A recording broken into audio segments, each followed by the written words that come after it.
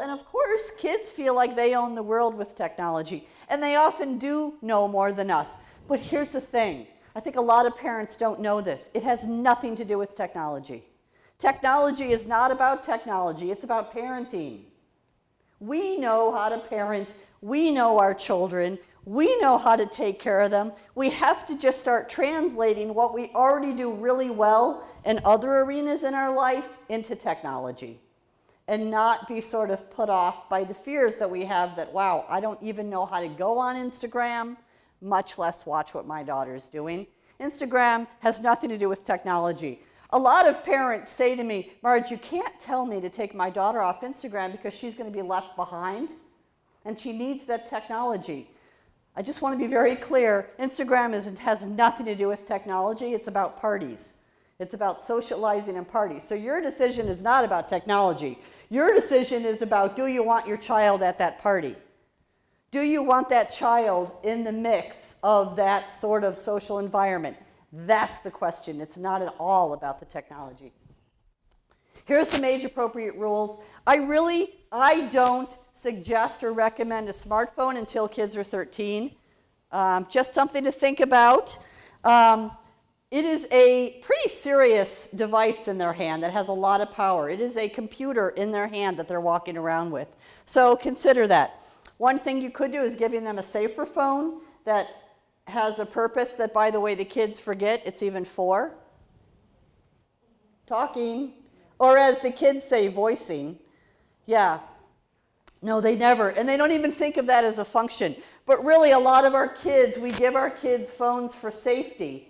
And it's because we want them to connect with us. I don't recommend texting until high school. I know that's hard to do, but kids get in a lot of trouble with texting. So if they do text, I would take their phones at night and check the history. And then a lot of parents say, well, there's nothing there. I'm like, yeah, that's a problem. If there is no history and they have texting and they're social kids, assume they're deleting their history. And by the way, you can get the records of their texts. It may take a while, but they don't know that. You can just say, okay, you know what? I'm going to get a record of all your texts to find out what's been going on. That will get them thinking. So I encourage you to be proactive doing that. Have non-negotiable rules. Keep in mind about 2 hours a day in the summer for recommended use, and that's actually a little high. By the way, the average American child spends 8.5 hours a day in front of a screen. Stop it, I know it. Isn't that crazy? I know. But understand that it could be that they have 7 screens going at the same time in front of them. But social networking is not about technology. I think I said that. Helping parents and kids understand that. Of course it's fun. Of course Instagram is great. It's amazing. I wish I had that as a kid. I never would have left my bedroom. Wow. How cool is that? It is great. The problem is, it is not about technology. It's about connecting. There are a lot of risks, as you know, and so the question is, when are our kids ready? The federal law, the COPA law, is the law that says that you must be 13 in order to be able to get an account without your parents' permission on your own. I think that's a bit young. I don't let my 13-year-old on Instagram or Snapchat, but I realize I'm a little crazy. The kids today, by the way, said, you are so mean. You are mean.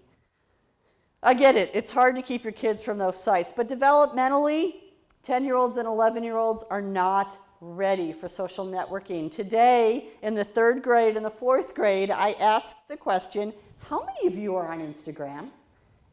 And about 12 hands went up. 10 hands went up.